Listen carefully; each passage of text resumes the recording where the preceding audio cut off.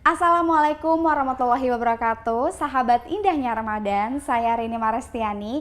Saat ini saya tengah bersama Ustadz Syahid Kutub. Pada bulan suci Ramadan ini merupakan kesempatan bagi hamba Allah untuk meningkatkan ketakwaannya. Nah, di sini kita juga akan membahas beberapa seputar agama Islam dalam kehidupan sehari-hari. Keep on watching.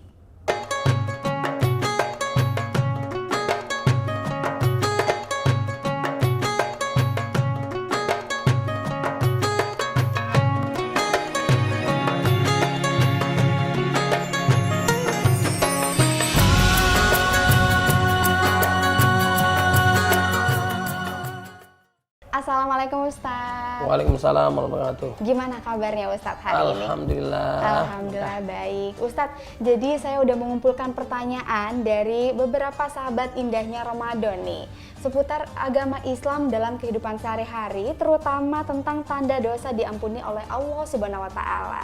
Nah, untuk pertanyaan pertama, apakah dengan sakit nih kata Ustadz, benar Allah akan menggugurkan dosa seorang hambanya? Ya, benar. Di antaranya adalah seperti itu. Allah menegur hambanya karena Allah sayang dia. Iya. Siapa yang Allah sayang, Allah nguji dia. Mayuridillah yusib minhu. Dengan ujian itu diingat Allah Subhanahu wa taala. Dia kembali kepada Allah. Ada yang salah nggak kehidupannya, atau mungkin Allah menguji agar dia naik levelnya lebih mulia lagi.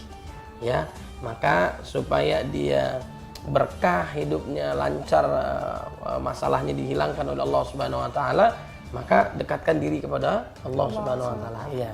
Oke, untuk pertanyaan kedua nih Ustadz, dosa apakah yang diterima seseorang jika sering maksiat Ustadz? Ya, dosa apa? Yang sering diterima seseorang jika seorang tersebut sering maksiat. Ya, baik. Jadi ada dosa, kita mendapatkan musibah, bencana, Allah bisa balas di dunia. Allah sayang sama dia, Allah ingatkan dia. Wa ma asabakum min musibatin fabima kasabat aydikum wa ya'fu an katsir. Kenapa terjadi musibah? Karena ulah tangan kamu sendiri. Allah mengingatkan Anda agar kita kembali kepada Allah Subhanahu wa taala. Wa nudhiqannahum minal adzabil adna dunal adzabil akbari la'allahum yarji'un.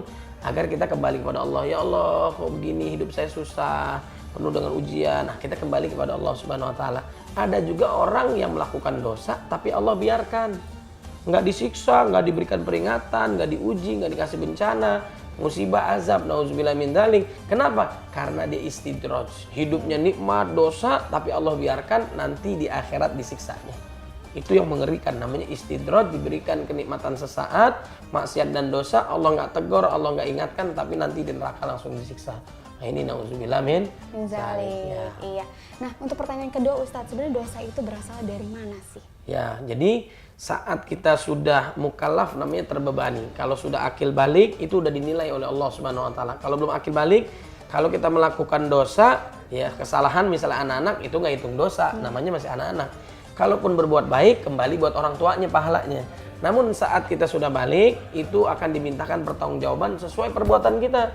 Fama ya'mal mithqala dzarratin khairan yarah, banyak sedikit kebaikan Allah balas. Wa may ya'mal mithqala dzarratin syarran yarah, banyak sedikit dosa Allah balas.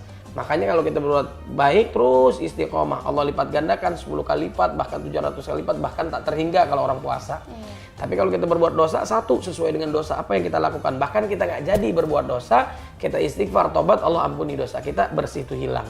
Nah, kalau kita berbuat dosa, ikuti dengan kebaikan. Terus tobat, Allah tutup dosa kita, diganti dengan pahala, insya Allah dimasukkan ke dalam surga. Makanya dosa inilah yang membuat kita gelisah, supaya kita nggak gelisah, jangan melakukan dosa. Kalaupun dosa wajar, memang Bani Adam alaihissalam, keturunan Nabi Adam alaihissalam termasuk kita melakukan dosa.